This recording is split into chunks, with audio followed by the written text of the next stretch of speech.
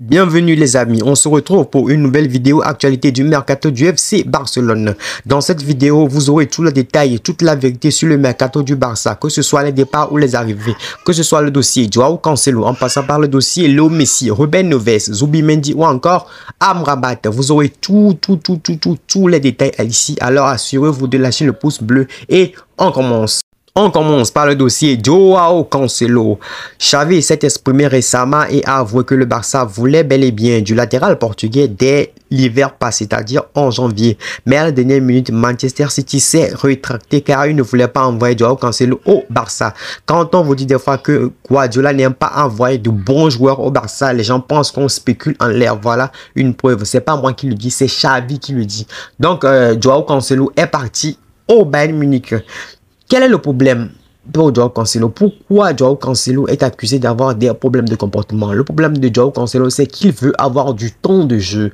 À Manchester City, il y a un certain Kyle Walker, donc des fois, il est obligé de dépanner à gauche, à droite. Il n'a pas assez de temps de jeu, donc il est parti pour pouvoir avoir du temps de jeu. Le meilleur club pour lui, pour avoir du temps de jeu, c'est où? C'est le Barça. Parce qu'au Bayern Munich, il y a certains latérales là-bas. Il y a Pavard, il y a Mazraoui, il y a Davies qui sont capables de jouer sur les deux côtés. Donc, arrivé là-bas aussi, il est resté quelques temps sur le banc, donc il n'a pas apprécié. C'est là qu'il a encore recommencé sa problème de comportement.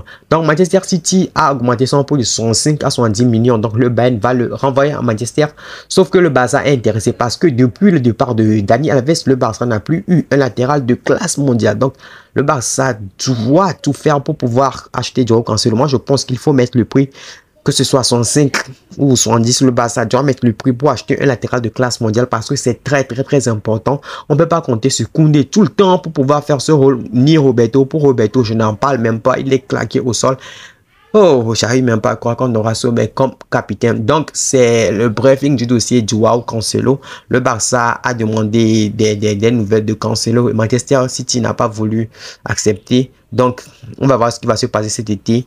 À mon humble avis et selon les enquêtes que j'ai faites, Joao Cancelo au Barça, ça s'éloigne vraiment parce que City veut le vendre très cher et le joueur ne veut pas rester. Le Barça aussi a besoin de latéral droit, mais le Barça est limité financièrement.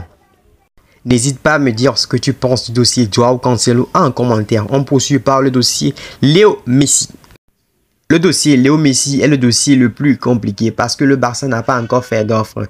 Selon Mundo Deportivo, Léo Messi va annoncer très prochainement la décision sur son avenir.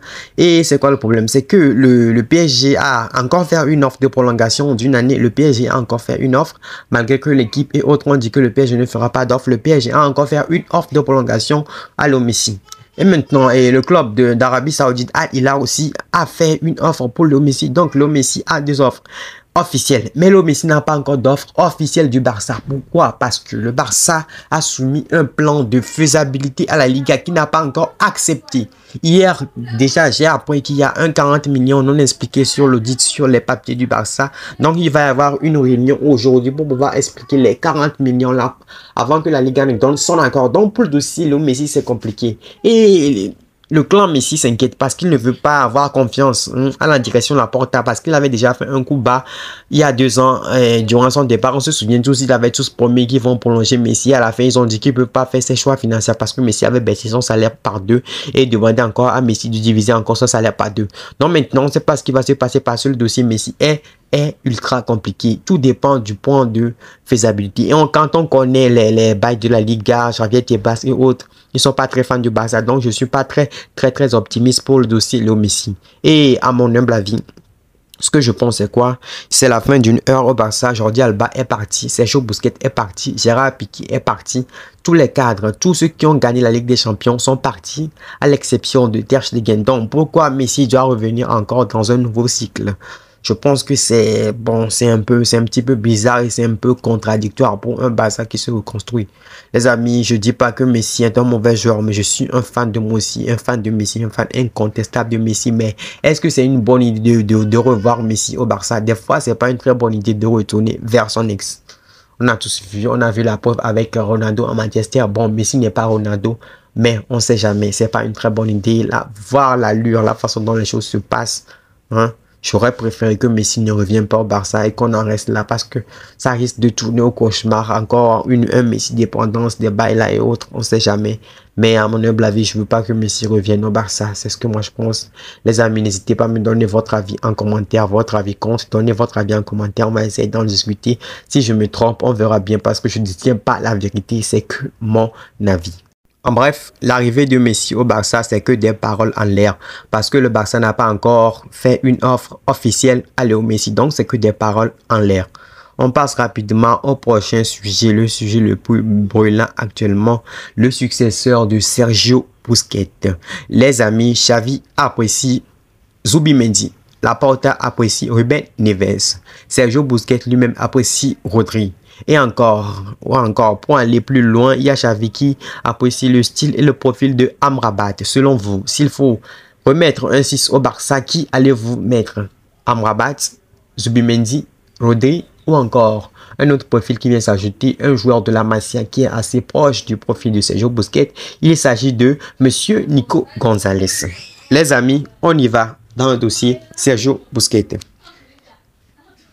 Plusieurs sont ces personnes qui estiment que Frenkie de Jong devrait jouer en numéro 6. D'après ce qu'on a pu voir et tout ce qu'on a pu voir de Frenkie de Jong cette saison, je pense qu'il est mieux en 8. En paire avec Pedri ou Gavi, c'est Frenkie de Jong, c'est un électron libre, il est beaucoup mobile. Donc, le Barça a besoin d'un 6, un point de fixation devant la défense fixe pour pouvoir diriger les 2-8 devant.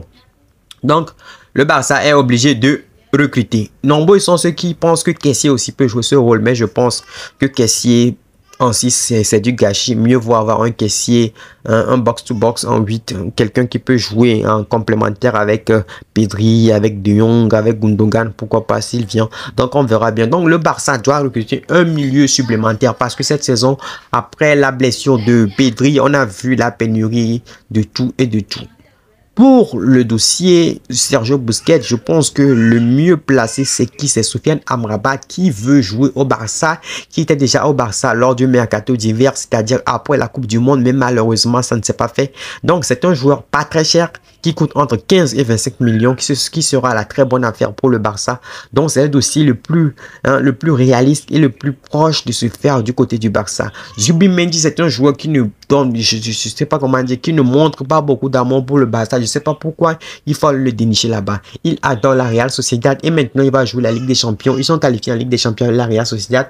Il est tout excité, il veut jouer la Ligue des Champions avec la Real Sociedad. Donc, c'est un joueur qui n'est pas très chaud pour venir au Barça. À quoi ça sert de prendre un joueur qui n'est pas très chaud pour venir au Barça? On a vu avec le cas Griezmann, ça a été un flop monumental et en plus il est cher, les amis, il est cher, autour des 45-50 millions d'euros pour Zubimendi, les amis. 50 millions d'euros, je pense que c'est pas possible. Il faut pas miser là-dessus. Perso, je suis pas très fan du style du joueur. Je sais pas ce que Xavi ou bien ce que tout le monde lui trouve, mais moi je suis pas très fan. Les amis, n'hésitez pas à m'éclairer en commentaire s'il est très fort. Perso, je préfère Amrabat ou Nico Gonzalez parce que Rodri est intouchable, Rodri est intransférable en Manchester City.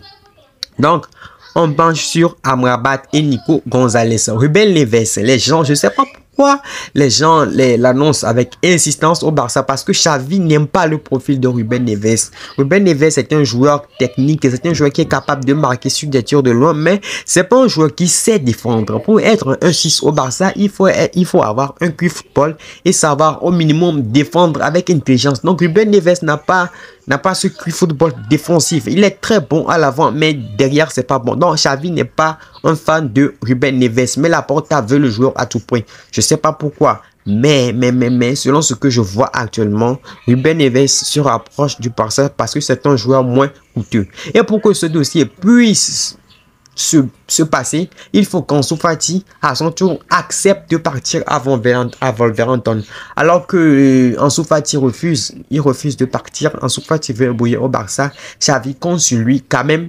Mais, il y a un mais. Parce que c'est sa dernière année de crédit. C'est sa dernière année. S'il ne brille pas, c'est fini. Les amis, on a fait un petit point sur le dossier Neves, Amrabat, Zubimendi et Rodri. Ou bien, pourquoi pas Nico Gonzalez. Moi, je pense que Nico peut aussi jouer ce rôle. On ne sait jamais.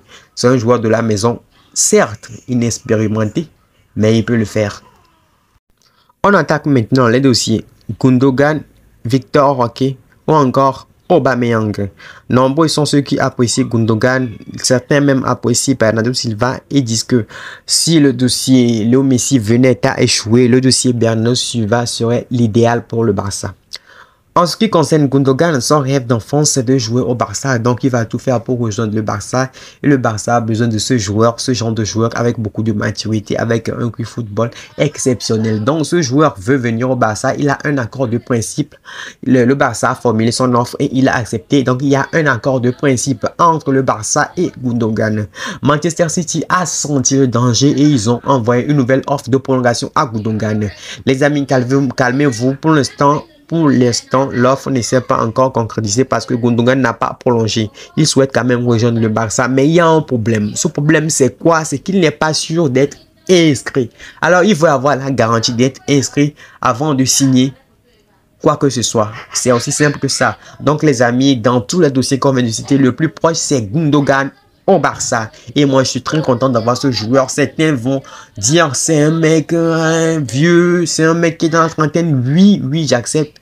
Il n'y a pas que les jeunes joueurs qui apportent de bonnes choses. Donc, Gundogan, imaginez un milieu de terrain avec Gundogan, Pedri, De Jong.